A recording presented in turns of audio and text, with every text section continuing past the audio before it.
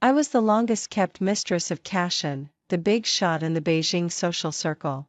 Everyone thought that it was my clever tricks that had managed to hold on to this difficult man. Later, when he brought his first love back to the country, I left with my pregnancy far away. 3 years later, while my daughter and I were eating ice cream cones, laughing and playing around, Cashin suddenly showed up, pointing at my daughter and asking, "Serafina, who is she?" She's my sister. Isn't she cute?"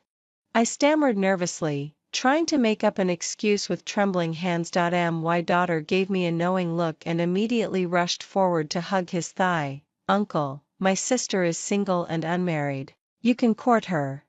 On that sweltering summer night, Cashin pinned me against the car and kissed me. He said, "Serafina, say you miss me." I shook my head, refusing to do so. He kissed me even more passionately as if in anger, "But I miss you, every day and every night." I was attending an extremely boring afternoon tea gathering for socialites. To be exact, it was a confrontation between the socialites and the lone mistress. The reason why I could enter this socialite circle with such an unseemly identity was that the man I was with was like a dazzling pearl on the top of the pyramid. When one person gains power, those around them rise too. That's the truth. However, I had struggled my way up from the bottom. My greatest strength was knowing how to adapt to the situation and being clear-headed. So, even though I had been with Cashin for almost 2 years and was the woman he had kept the longest, I never got carried away, never showed off, and never thought too highly of myself. At this moment, I was sensibly sitting in the most inconspicuous corner, munching on the macarons in the plate with great relish, but somehow, the focus of the conversation had shifted to me again. "Serafina, we're all quite curious. Mr. Cashin always looks so ascetic and aloof on a daily basis, isn't he like that in bed too?" "Yes, Serafina. I tremble just when he looks at me. Aren't you afraid of him? Is Mr. Cashin fierce in private? He's so difficult to handle. How did you manage to get him? May I ask you secretly, Serafina, is Mr. Cashin really good in that aspect?" The fork in my hand couldn't help but tremble a little. "Well, it's just so ordinary." "How could that be? Mr. Cashin doesn't look like the ordinary type at all. Mr. Cashin is usually very busy with work, and we rarely meet." I mumbled a few words, feeling extremely uncomfortable when suddenly my phone rang. Seeing the words, "My sugar daddy," light up on the screen, I let out a big sigh of relief and quickly got up to answer the call in a corner. Cashin's voice, tinged with a faint sense of weariness, came through. "Having tea outside?" "Yes, and I also went shopping in the mall." "What did you buy?" "I bought a bag and a necklace." "Go and buy a new dress too." "I just bought one. A nightgown." "Mr. Cashin." My face flushed red, and I looked around furtively like a thief before quickly turning off the speakerphone. "I'll pick you up in an hour." Cashin was always a man of few words, and he hung up the phone after saying that. I took this opportunity to take my leave early and went to the mall to buy a new dress. A nightgown. A very sexy nightgown, black, made of silk. It had a low neckline and high slits on both sides, with lace trimming that was partly hidden and partly visible. The kind that Cashin liked the most. As soon as I got into his Maybach, Cashin motioned for me to come closer. I obediently climbed onto his lap and sat down. My body, which had just had a full-body SPA, was smooth and snow-white, exuding an alluring fragrance, and nestled weakly in his arms. Cashin was clearly enjoying it. He took off his glasses and casually put them in the storage box. His slender fingers then grasped my waist, gained some weight. He pinched it, but his tone seemed rather satisfied. "I ate a bit too much these days. I'll start dieting tomorrow." Even though I had been with him for almost 2 years, I was still a bit shy during such close contact. My ears turned no need to diet. "You look great like this." Cashin tightened his grip on my waist, and I obediently leaned against his chest. Mr. Cashin, you just got back from a business trip and still came to pick me up. You must be tired. So, should you reward me well tonight? I looked up at him with a bit of shame and anger. "Shouldn't you be conserving your energy instead?" Cashin chuckled softly and slowly pulled down the strap of my dress with his finger. Serafina, I see you've really become bold. I'm just worried about Mr. Cashin's health. Cashin's eyes slowly slid down from my face. He raised his hand and fiddled with the delicate embroidery on my dress front. True, after all, being ordinary, it can't satisfy our delicate Miss Serafina. My almond-shaped eyes suddenly widened, and the tips of my fingers around his strong waist turned cold. Cashin. I couldn't remember how many times I had begged for mercy like this. My soft fingertips could hardly hold on to him and just hung down beside the bed. Cashin lowered his head and kissed my slightly swollen lips again. Mr. Cashin. I managed to open my wet eyes with difficulty, and there was a pink mist of water in my eyes. Serafina. Cashin let go of me but then gave my earlobe a light bite. Don't worry. Even if your man is busy and tired with work, he still has the energy to sleep with you. I couldn't help but curse in my heart. Vengeful. Arrogant. He looks unattainable, cold and noble, but in fact, once he takes off his clothes, he's a beast in human clothing. After all, who would have thought that Mr. Cashin, who always buttons his shirt all the way to the top and never smiles in public, his favorite pastime in private is to have me unbutton his shirt for him. When I got up the next day, Cashin was already gone. Anyway, as a kept mistress, my daily routine was to spend money and waste time. So I simply stayed in bed until noon. When I was bored and scrolling through Weibo, I came across a hot topic. Ophelia, the newly popular painter, is about to return to the country to hold a touring art exhibition. The first stop, Beijing. For some reason, the name Ophelia seemed incredibly familiar to me. I always felt as if I had heard it somewhere. I searched for Ophelia's name in the search box. But I never expected that the third related entry was Ophelia Cashin. I clicked on it stiffly. There was only one Weibo post. This is what I see as the big shot in the wealthy family and his moonlight love. The attached picture was a blurry group photo. But it was still clear enough to see that the man was tall and handsome, and the girl was petite and beautiful. She was looking at the camera with a gentle smile, while the man was looking at her tenderly.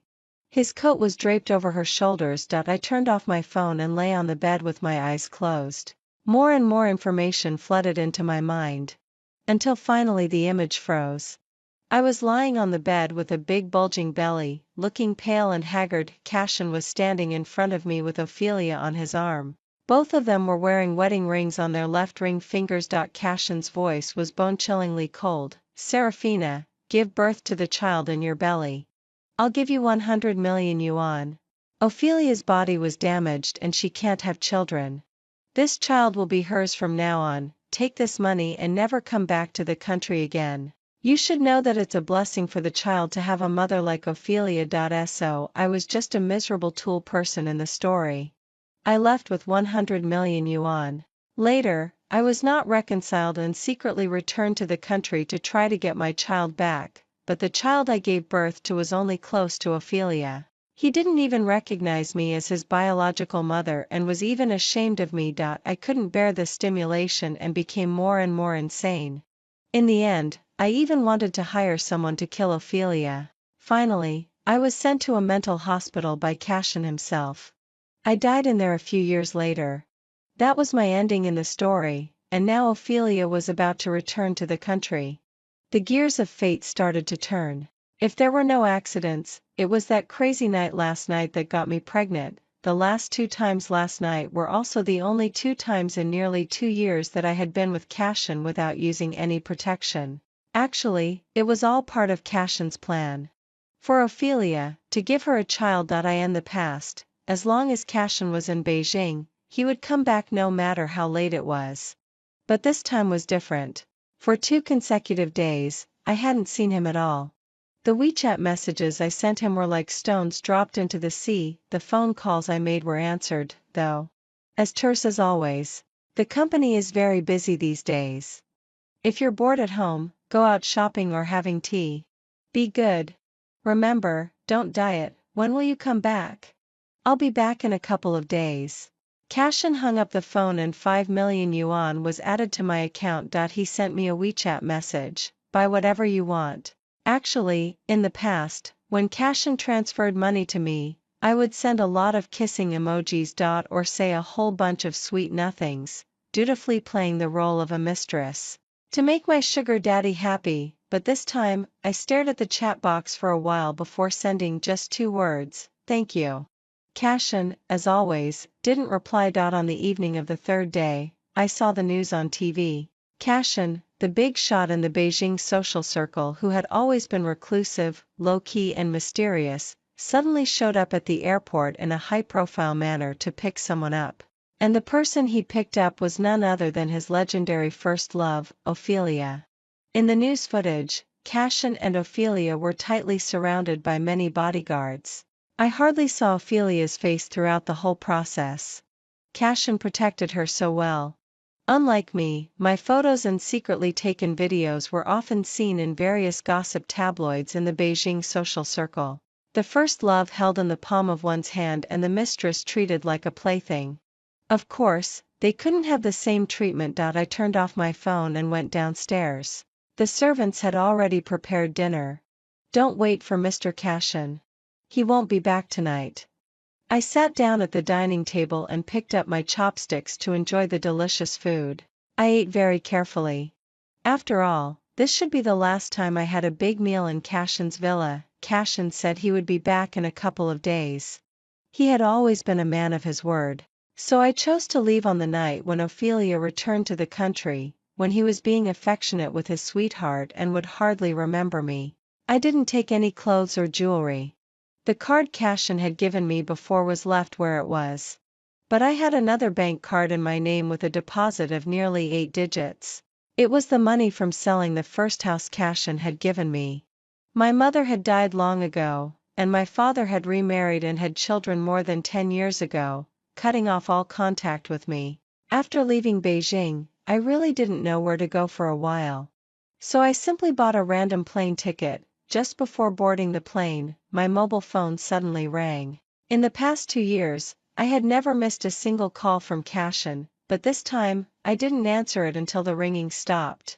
Naturally, he wouldn't call again.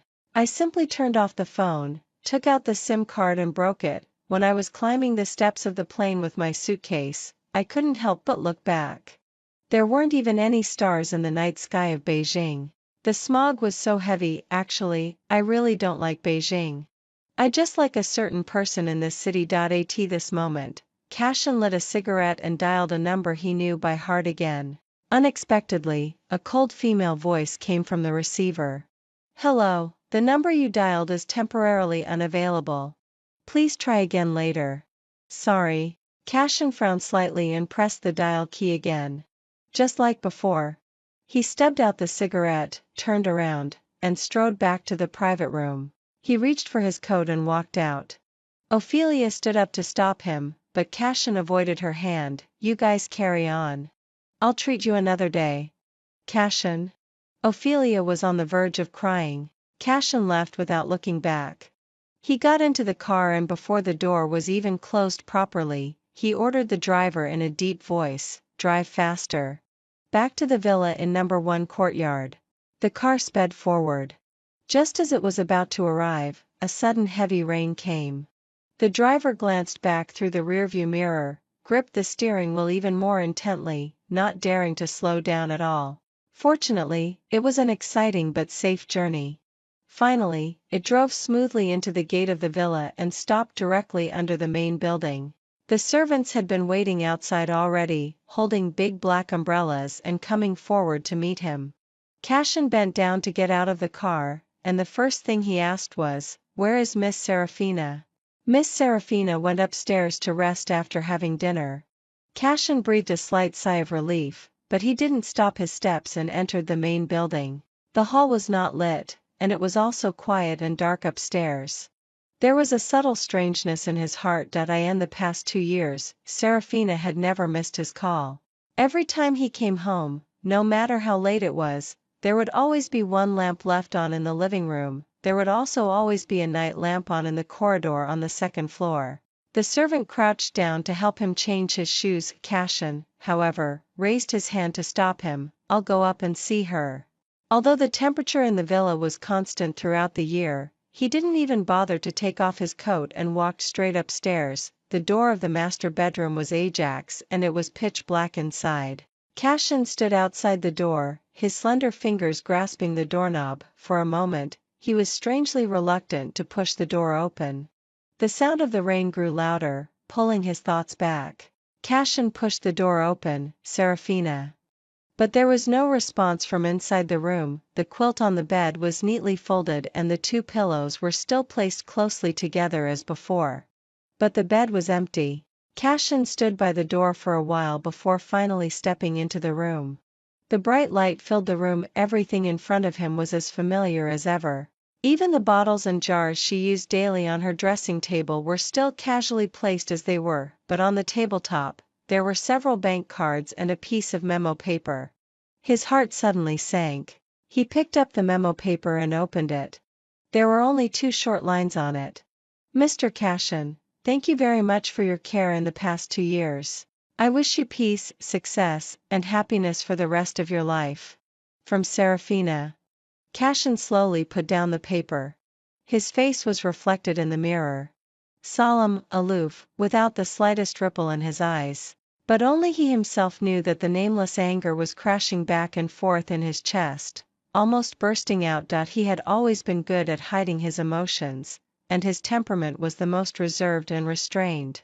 But if Serafina were in front of him at this moment, he thought he would definitely lose control and deal with her until she was completely obedient. Cashin turned around and walked out. The secretary, assistants, butlers, and servants downstairs were all waiting quietly. Without raising his eyebrows, he ordered the secretary in a cold voice, "Replace all the butlers and servants in the villa." Mr. Cashin. The villa in number 1 courtyard doesn't keep idle people and useless waste. He spoke indifferently, lifted his eyelids and glanced casually at the panicked and helpless people in front of him. Then he lowered his eyes again, slowly took off the steel watch on his wrist, and moved his wrist bones. His voice became even colder. If she comes back completely unharmed, you're lucky. If she loses a single hair, you know the consequences. Cashin walked out after saying that. The sound of the rain was roaring. The people inside could only vaguely hear him say, "Contact the Aviation Administration and find out where she is now." During the flight, I would often sleep like a log. I remember the first time I went on a business trip with Cashin. I slept so soundly that when I woke up, I found myself lying on top of him. There was even a suspicious wet patch on Cashin's shoulder. I was so ashamed and angry at that time, feeling helpless and scared. I was even ready to be thrown into the river by this ancestor to feed the fish as soon as I got off the plane. But Cashin didn't do that, not even a single word of blame. He was wearing glasses at that time and was still busy handling official business on the plane. Seeing how embarrassed I was, his voice was a bit gentler than usual. "Did you sleep well?" "Yes, Mr. Cashin." "Do you want something to eat?" I nodded, then quickly shook my head. Cashin still ordered a meal and said to me, "Eat something first. I'll be done soon." After that, I accompanied him on many business trips or vacations. Almost every time, I would sleep soundly in his arms. He was a very low-key person and only occasionally used his private plane. Thinking of the private plane, my ears started to burn again. After all, the space was limited, and Cashin was quite good at teasing people. When I couldn't bear it, my voice was probably not small either. Otherwise, those flight attendants wouldn't have dared to look at us directly when I got off the plane. Until now, being with him. This was the first time I was traveling by plane alone. Perhaps I was used to sleeping in his arms. So I woke up so quickly. The flight situation was being announced in the cabin. It started to rain not long after takeoff, with lightning and thunder, and the rain was getting heavier. Many flights had been delayed or even returned. When it was announced on the radio that my flight also had to return due to the weather, many passengers in the cabin started to complain unhappily. I heard someone say, "This is really strange. Our flight is actually returning due to the weather." Yes, people always say that as long as it's not raining knives, the flight will never be late. An incredible thought suddenly popped up in my mind. Cashin, that ancestor, inherited the powerful connections of two families. His background was unfathomable. I hadn't even glimpsed a fraction of it. But even that fraction was an insurmountable abyss for me. I had never dared to think deeply about how incredible his background was. So, this thought that came to my mind seemed ridiculous to me. Cashin was such a reserved and introverted person. How could he do such a ridiculous thing for a woman? Every year, countless planes have to return due to the weather or other reasons.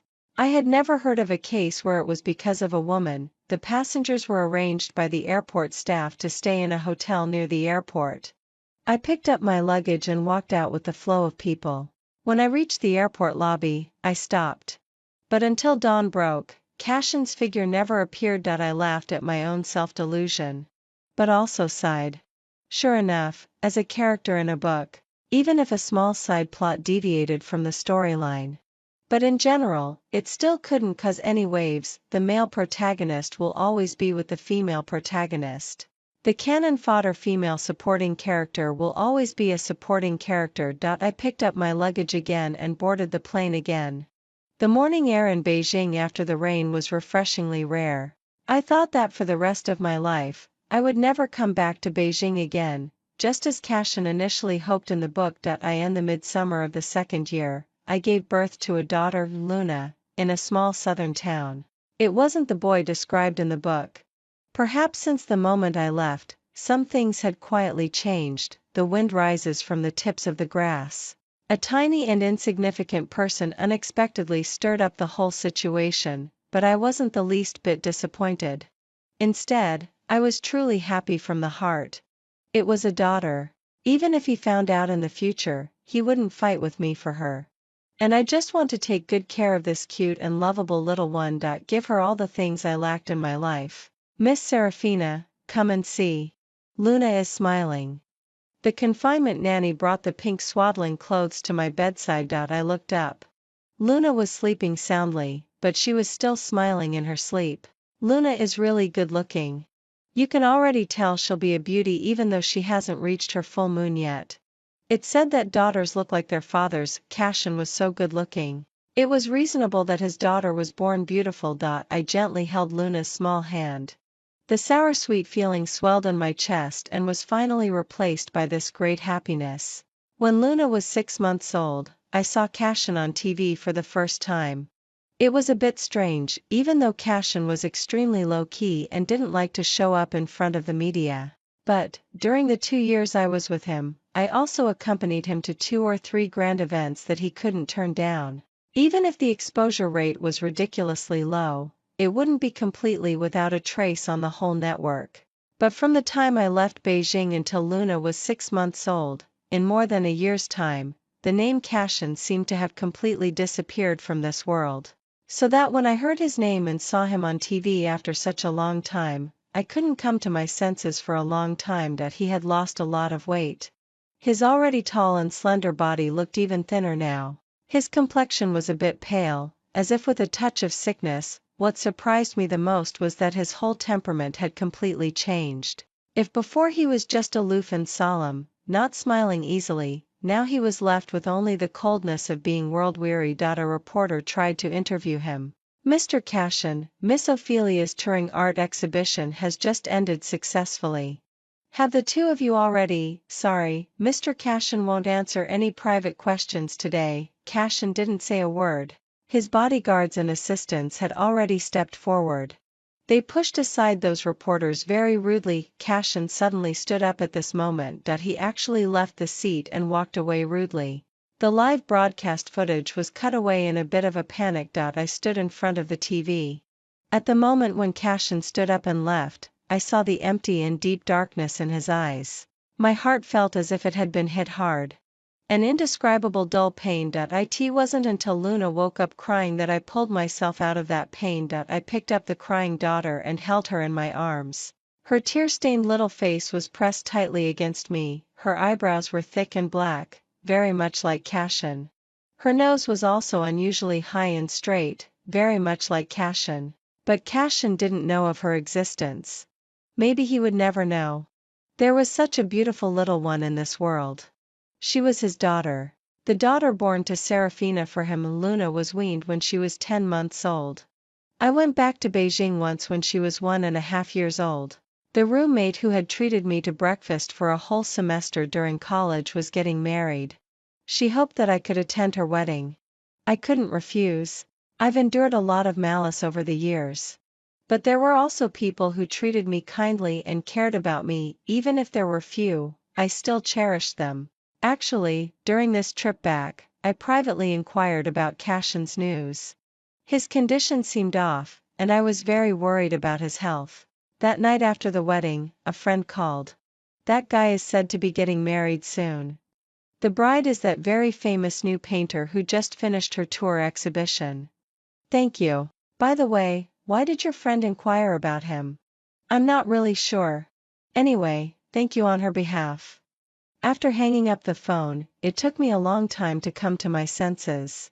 It wasn't until a female voice rang out in surprise behind me. Serafina? It really is you. I thought the figure from the back looked like you, and sure enough. However, you've put on a little weight compared to before. Your breasts have also gotten bigger. How annoying. Why do you seem to be more liked by men? The young woman, dressed up like a beautiful Christmas tree, stamped her foot coquettishly. Of course, I recognized her. She was one of the socialites with whom I had drunk tea before and who had gossiped with me about whether Cashin was great or not. But I didn't want to have any interaction with people from the past. After nodding politely, I turned around to leave. However, Yao Zhuer stopped me again. I haven't seen you for a long time. Where have you been these days? Sorry, I have something else to do, Serafina, I heard people say. Yao Zhuer simply wouldn't listen to me and held onto my arm tightly. She leaned over, all excited to gossip. Cashin almost died in a car accident back then, and you ran away with his money without a trace, is it true? If it's true, you're really something. How dare you come back to Beijing? I felt as if I had been plunged into freezing cold water. My fingertips were ice cold and trembling. I tightly grasped Yao Zhuer's arm, my fingertips digging into her flesh. Yao Zhuer screamed in pain and pushed me away, but I couldn't hear a thing. I just stared wide-eyed and asked blankly, who did you say almost died in a car accident? Cashin, don't you know? Oh, right. Yao Zhuer quickly covered her mouth. The Cashin family had issued a gag order back then. This matter was kept really tight. When did Cashin have the car accident? Was he seriously injured? Please tell me, okay, but Yao Zhuer clamped her mouth shut and refused to say anything more. I didn't say anything, Serafina.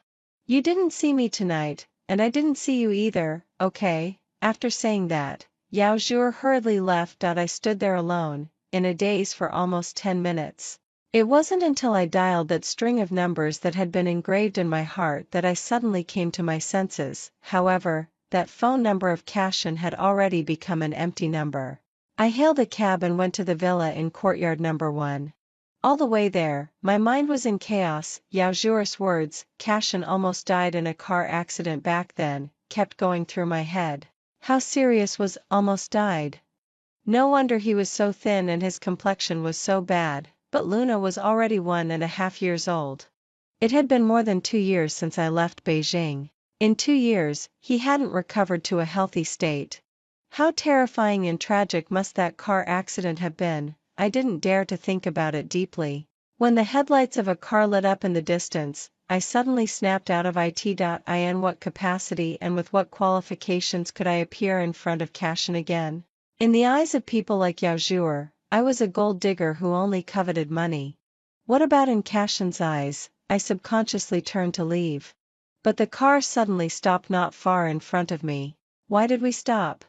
Inside the car, Cashin raised his eyebrows in displeasure and looked at the driver. He had drunk a bit too much that night, had a terrible headache, and was in an extremely bad mood. The driver looked outside the car and stammered as if he wanted to say something. But Ophelia suddenly interrupted. It's okay. It's just an irrelevant person. Drive on. The driver looked at Cashin through the rearview mirror. He was leaning back in the seat, his eyes dark, with the same world-weary and impatient expression on his face as always. He didn't show any intention of stopping Ophelia. The driver didn't say anything more, and the car slowly moved forward again. I stood on the roadside and watched the car drive by. The car was going very slowly, and the rear window was suddenly lowered by 1/3. In the hazy light, I saw Ophelia's delicate and beautiful face. And beside her, Cassion's profile flashed by. Ophelia's gaze slid across my face like a light feather. It was so casual, and with a haughty and disdainful air of superiority, she didn't even need a single word, a character, or an expression to completely defeat me. This was the halo of the female lead. When Cassion was injured, it must have been Ophelia who was by his side. So since he already liked Ophelia, it was natural that he would marry her after recovering. The Maybach drove through the gate, and the light of the taillights gradually disappeared. I dejectedly turned around and walked deeper into the night. Villa in courtyard number 1. Ophelia stepped forward to help the drunk Cassion, but he brushed her hand away. Uncle Silas, arrange for the driver to take Miss Ophelia back. He didn't look at Ophelia and walked unsteadily towards the main building. The assistant quickly stepped forward to assist, and Cassion didn't push him away. Ophelia stood behind him, feeling a pang of sadness in her heart. She didn't know what had gone wrong. Clearly, after she returned to the country, Cassion would naturally start courting her again and marry her. He didn't even care that she couldn't have children. But now, 2 years had passed, Cassion still didn't have any feelings for her beyond friendship. Even more so, if it weren't for those days when she had insisted on staying by his side during his rehabilitation after the car accident. Perhaps his attitude towards her would have been even colder. Ophelia got into the car, unable to hide her disappointment. Cassion, on the other hand, went straight to the second floor. The main building had been redecorated and rearranged last year when he was hospitalized due to the car accident. The layout and furnishings of the master bedroom had all changed. Cassion waved the assistant away. He sat on the sofa for a moment and then got up and walked to the storage room inside the suite. There were many women's items and clothes inside. They were Ophelia's. They had been living together in the courtyard number 1 before the car accident. She was his girlfriend, his first love. All of this was what those around him told him after he regained consciousness. Ophelia said the same thing. They were a perfect match, and she would marry him sooner or later and become his wife.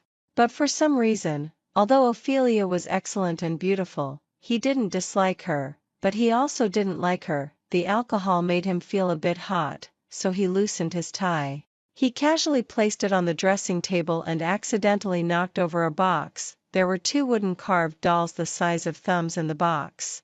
A little boy was holding a little girl's hand. Cassion picked it up and took a look. Just as he was about to put it down, he suddenly stopped. When the doll was turned over, there were a few very small words engraved on the base. Serafina really likes Cassion.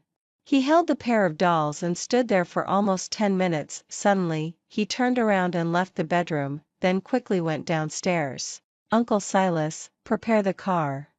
For some reason, a figure suddenly flashed before his eyes. That lonely figure standing under the streetlight outside the gate.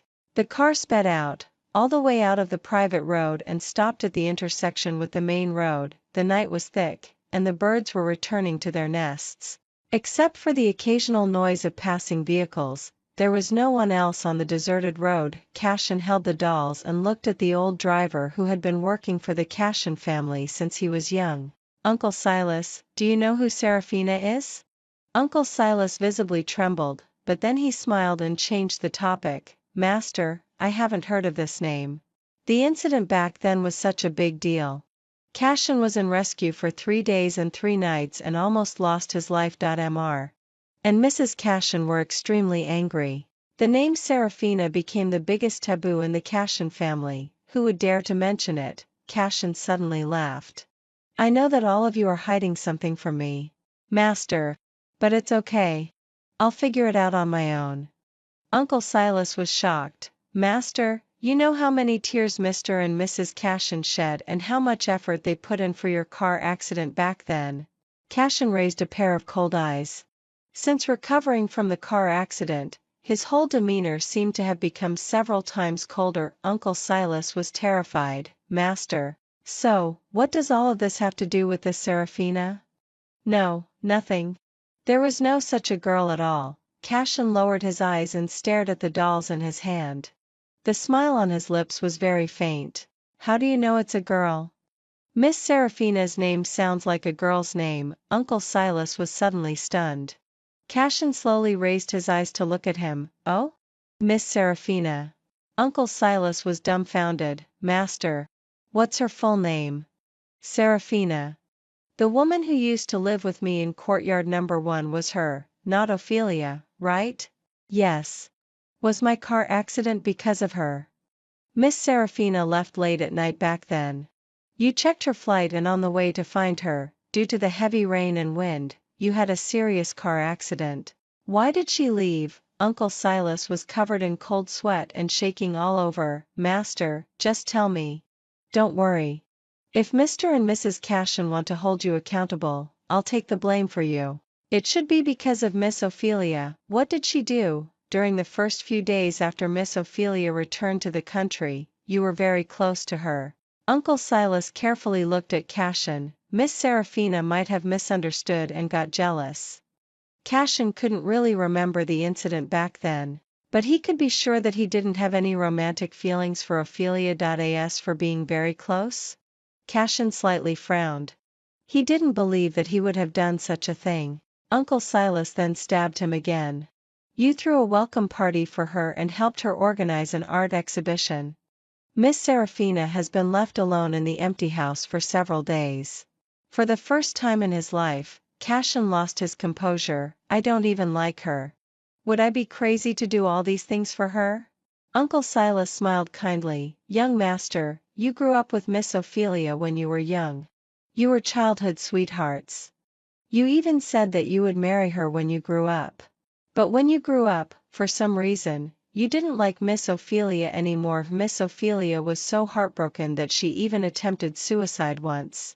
You felt guilty in your heart and promised in front of the elders of both families that you would help the Ophelia family and Miss Ophelia once in the future as compensation. So, the reason you are helping her organize the art exhibition is probably because of this. Cashin stared at Uncle Silas and asked the last question. So, nothing happened between me and Ophelia, right? Uncle Silas thought for a moment. As far as I know, that's right, young master. Cashin suddenly let out a sigh of relief. I took Luna to the amusement park to play. The little 2-year-old was a smart little thing. She started walking and talking earlier than other children. Now, Luna could already say very clear long sentences. Luna was playing in the ball pool while I sat outside waiting for her. Suddenly, a news flash appeared on the TV in the mall. Cashin was wearing a black custom-made business suit and gold-rimmed glasses. He looked so stunning that it was dizzying, but also so cold that it could freeze people. No girlfriend, single, unmarried. He gave a cold glance to the reporter in front of him. No engagement either, no fiancé. What about Miss Ophelia? Just a childhood friend. The reporters looked at each other in confusion. This was really drawing a clear line. What kind of childhood friend was this? Could it be that they weren't even friends now? I just felt my heart constrict into a tight knot. I tried hard to stay sober and rational. I tried hard to shift my attention away, but I still couldn't help staring at Cashin on the TV screen. At this moment, it seemed as if his gaze could penetrate the screen and land on my face. I didn't hear what the reporter asked. Cashin slightly curled his lips, and there was a faint hint of a smile in his eyes. I had an ex-girlfriend, but she dumped me. The bag in my hand almost dropped to the ground. May I ask, Mr. Cashin, could you tell us the reason why that lady dumped you? Cashin pushed up his glasses frame with his hand, his voice indifferent. There's no particular reason. Probably because I'm not good enough, just ordinary, I guess. The reporter was completely confused, but my whole face flushed red all of a sudden. The people around me didn't know me, and no one was looking at me or paying attention to me. But I still covered my face with my bag like a thief and went to the ball pool to pick up Luna and carry her away. The little girl wasn't happy and pouted, about to cry. I'll buy you an ice cream cone. I had to coax her. Luna immediately cheered up. After queuing up to buy the ice cream cone, I tried my best to ignore the huge shock that the news had just given me. I distracted myself by joking and playing with Luna. I must be having hallucinations, or maybe I was just dreaming because I was too tired from taking the kid out these 2 days. But when a Rolls-Royce Cullinan suddenly stopped by the roadside and attracted almost everyone's attention, suddenly, an alarm went off in my heart, but I also couldn't help but turn around stiffly. Luna was licking her ice cream cone while also looking over curiously. When Cashin got out of the car, I clearly heard a gasp from beside me, and in front of my eyes, spots of light were flashing. It made me so dizzy that I could hardly stand. It was as if I had gone back to the moment when I first met Cashin. He walked straight up to Luna and me. Serafina, who is she? He pointed at Luna, but his gaze was fixed on my face. She's my sister. Isn't she cute? I stammered, trying to make up an excuse with trembling hands. Luna gave me a knowing look and immediately rushed forward to hug Cashin's thigh, the ice cream on her hand smeared onto Cashin's suit pants. A big, sticky mess. I closed my eyes in despair. Uncle, isn't my sister very beautiful? She's single, unmarried, and available for courting. My daughter raised her cute little Luna face, her voice childish, cute, and adorable. It was enough to melt the hearts of all the tough guys in the world, but I wasn't sure if Cashin would be touched. Your sister? Yes, she's my sister. Cashin seemed to chuckle softly. He bent down and picked up Luna. I was so nervous that I was picking at my fingers. Mr. Cashin. Cashin didn't look at me but just focused on teasing Luna. What's your name? Luna. Cashin frowned and then looked at me, as if to say, what kind of name did you give my daughter? How old are you? A little over 2 years old. Exactly how much over 2? Luna immediately looked at me for help. Mommy, how much over 2 am I? I immediately raised my bag to cover my face tightly. No matter how smart and cute my daughter was, she was no match for Cashin, the old fox. Cashin carried Luna and turned to walk towards the car. Serafina, you come too. I resigned myself to following him and got into the car. Cashin took a wet wipe and carefully wiped Luna's hands with his head down. Luna was completely attracted to him. Uncle, are you married? No. Do you have a girlfriend? No. Luna's chubby little hands immediately hugged his arm tightly. Look at my mommy, uncle. Cashin lifted his eyelids and glanced at me. Yes, I've seen her. Isn't she very beautiful? She's okay. I couldn't help but sneak a glance at him, thinking to myself, hypocrite.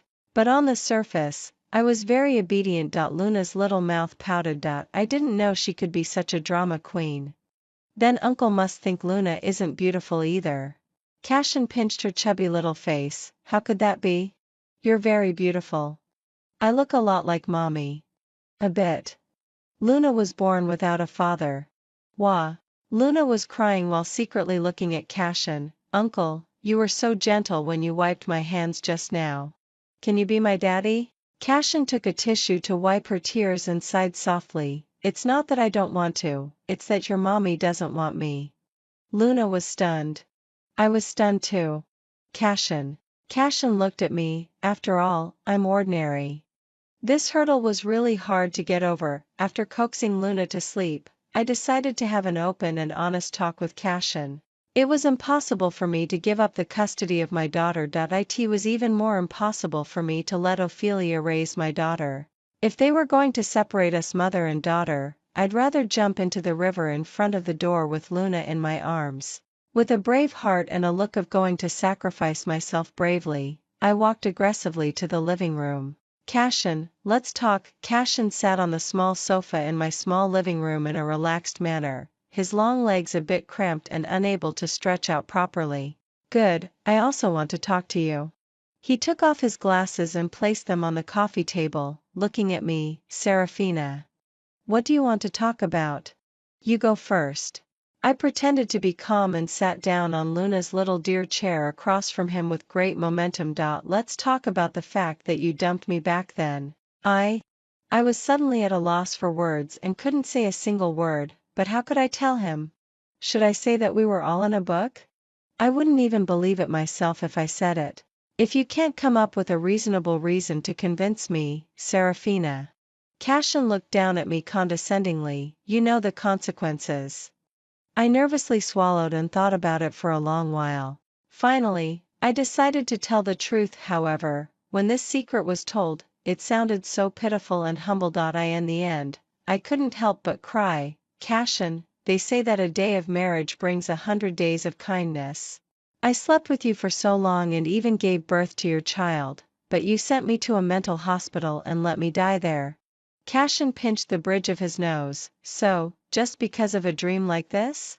It's not a dream. It's reality, the plot in the book. It really happened. Did I marry Ophelia? Where's the son you gave birth to? Where's the 100 million yuan I gave you? That's because I knew the plot in advance and ran away, so these things changed later. I rubbed my red eyes. Anyway, I don't care about all these messy things. If you want to take Luna away from me, you might as well kill me first. What on earth are you thinking in your head? Cashin stood up and walked straight up to me, picking me up. Serafina. But the plot developed like this. Maybe there will be some deviations in the middle, but the ending won't change, right? The more I thought about it, the more aggrieved I felt. If the male lead doesn't end up with the female lead, is he still a male lead? Cashin held my face and gently wiped away the tears at the corners of my eyes. Why can't it be that because I like you, the whole plot of the book has completely changed since that moment? The male lead is supposed to be with the female lead, but in a romance story, the woman liked by the male lead should be the real female lead. Serafina, who do you think I like? After being together for 2 years, can't you feel it? I couldn't convince myself to believe it. That Cashin could actually like me.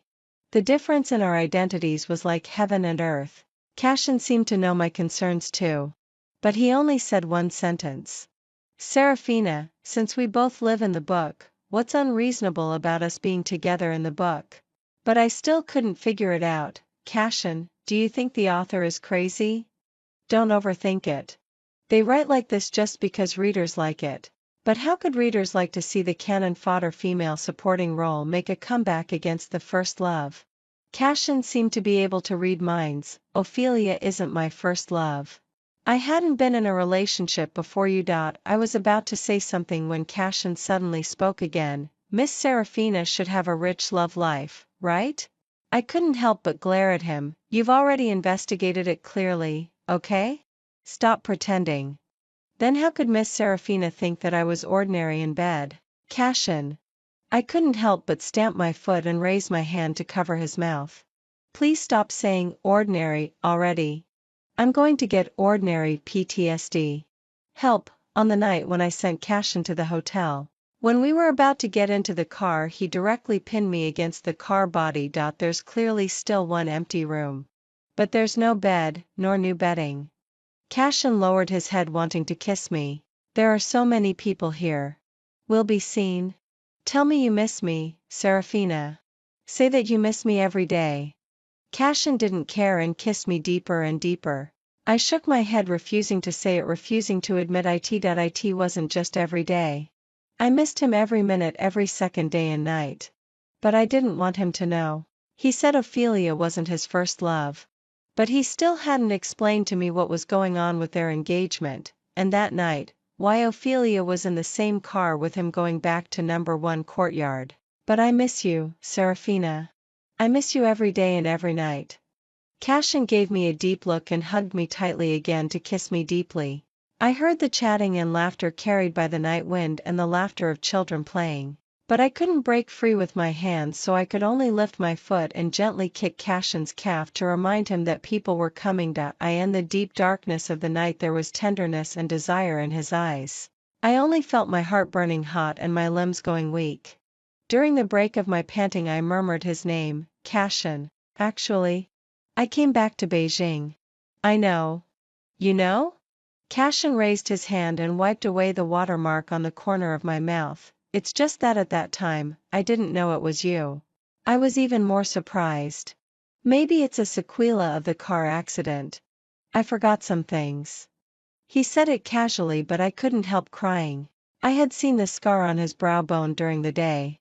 After so long there was still a faint mark. I didn't dare to imagine how tragic the scene was at that time.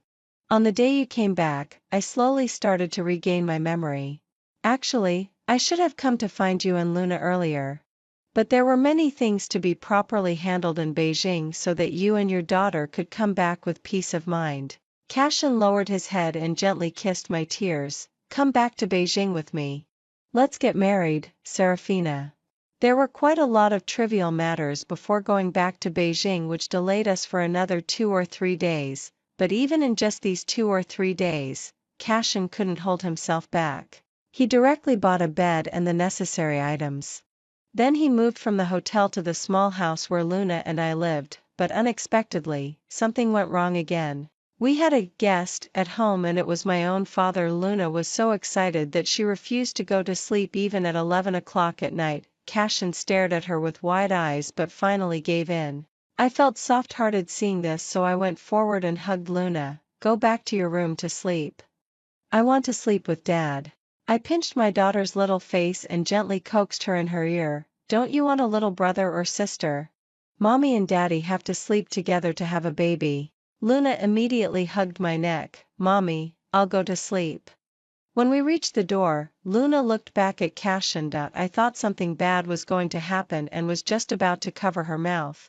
Luna had already made a cheering gesture. Dad, come on. Luna wants a little brother tomorrow.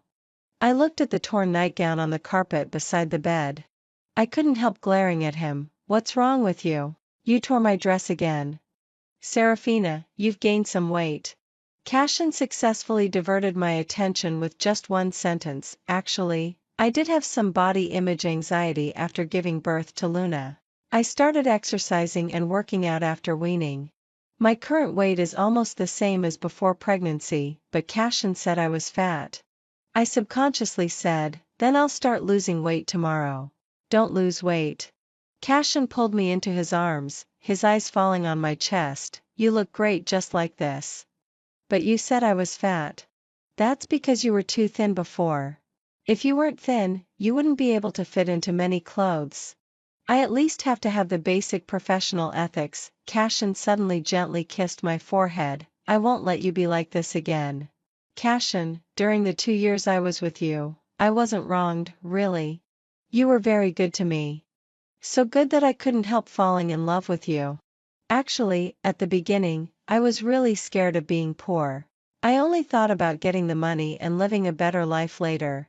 But in the end, I gently snuggled into his arms. I found that I couldn't do it at all. Serafina, I'll give you a lot of money. Cashin lowered his head and kissed me again, but I'll give you even more love. And Luna? Of course, there's her. After Cashin said that, he suddenly asked, was Luna breastfed? Yes. No wonder. No wonder what? Cashin hugged me tighter. When I saw you during the day, the white dress you were wearing was a bit tight. I saw from the car that many men were looking back at you. Were you jealous? I couldn't help asking. Mr. Cashin had always been a reserved and composed person. During the 2 years I was with him, I had never seen him lose his composure or show his emotions. Yes, I was very jealous. Cashin lowered his head and kissed me. Serafina, you're only allowed to show yourself to me. It's only you anyway. Luna wants a little brother. She's always wanted one. Do you want one too? I'm a bit scared. Scared of what? Scared that the plot will go back to that part again. Scared that you'll be controlled by the plot and fall in love with someone else again. It won't happen. I could see the seriousness in his eyes. Cashin, I'm willing to believe you. But you have to promise me that if that day really comes, don't separate the child from his mother. I really would die. Serafina, trust me. 10 years after marriage. Late one night, Cashin suddenly woke me up from my sleep. Cashin, what are you doing? It's the middle of the night. No, Serafina, why did you tell others that I was ordinary? I was so sleepy and angry that I pounded on the bed. Should I have told them that Mr. Cashin was mighty and powerful in bed? One should be honest. Cashin rubbed my face and rolled over to pin me on the bed. Luna and our son are not at home, Serafina. You can be louder tonight. I don't want to. I want to sleep, Cashin. Then close your eyes and sleep. His warm big hand grasped my waist, pressing me close to him. I couldn't help moaning softly. How can I sleep like this? Serafina, Be good. Just this once. Ha, I'm really not as good as before. I regretted it right after I said it. But it seemed useless to regret. My voice must have been really loud that night because the servants didn't dare to look at me directly the next day. And I found that my voice was hoarse. I was so angry that I drove Cashin to the study that night. But later, somehow, I was in a daze and had a study play with Cashin. This life is really unbearable. Every day is filled with lust after being well fed and clothed. Many years later, I met Ophelia once. By then, our hair had all turned white. When she mentioned the past, she still had some resentment. Serafina, after Cashin had the car accident back then, everything could have gone back to normal. I was supposed to be his leading lady. But why, even though he forgot you, he still didn't love me? I didn't know how to answer. I looked back at Cashin not far away. He was still tall and handsome. Even at this age, he still made my heart flutter. Didn't you find your own leading man? Ophelia sighed softly and also looked at Cashin not far away. I still can't get over it. I didn't bother with her being melodramatic at her age and walked towards Cashin.